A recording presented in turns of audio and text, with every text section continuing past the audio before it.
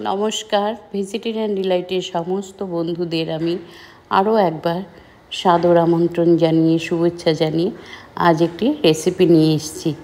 এটা হচ্ছে জ্যাকফ্রুট বা কাঁঠালের বিচি। আমরা কাঁঠালটাকে তো খাই, আপনারাও খান, কিন্তু কাঁঠালের কোনো কিছুই ফেলা যায় না।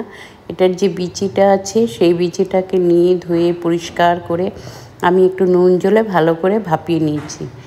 নিয়ে এটা আপনারা চাইলে এটাকে শিলনোড়ায় বেটে বা মিক্সিতে গুঁড়ো করেও করতে পারেন, কিন্তু আমি 4-5টা এটাকে সিটি দিয়ে নিয়েছি, নিয়ে হাতে একটু গুঁড়ো করে নিয়েছি।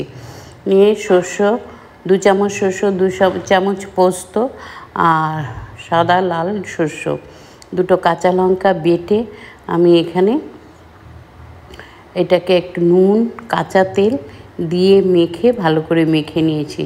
তারপরও আমি একটু কালো জিরে এবং শুকনো লঙ্কা দিয়ে তেল গরম করে উপর দিকে আরও একটু আবার ঢেলে দিয়েছি। দিয়ে সুন্দর করে ভালো করে মিহি করে মেশ করে নিয়েছি। নিয়ে তারপর একটা আলু মাখা যেভাবে করে আমি সেইভাবে করে রেখেছি। এটা গরম গরম ভাতের সঙ্গে খেতে অনবদ্য লাগবে। একবার আপনারা এইভাবে খেয়ে করে দেখুন। আর আমি এটাকে সম্পূর্ণ গুঁড়ো করে নিই, হাত দিয়ে গুঁড়ো করে নিয়েছি।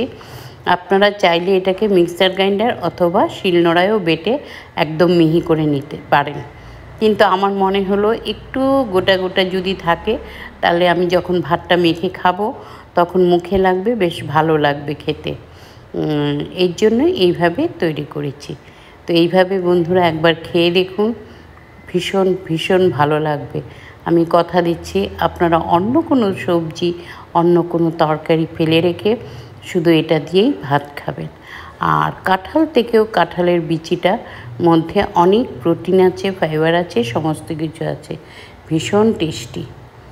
তো আমি চাইবো এই বিচিগুলো ওইভাবে ফেলে না দিয়ে আপনারা এইভাবে বানিয়ে খেয়ে দেখুন, আর কমেন্ট করে আমাকে জানান আপনাদের কেমন লাগলো, কেমন হলো। তা আপনারা ভালো থাকুন, সুস্থ থাকুন।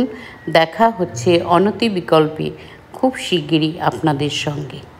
আজ আসছি, ধন্যবাদ।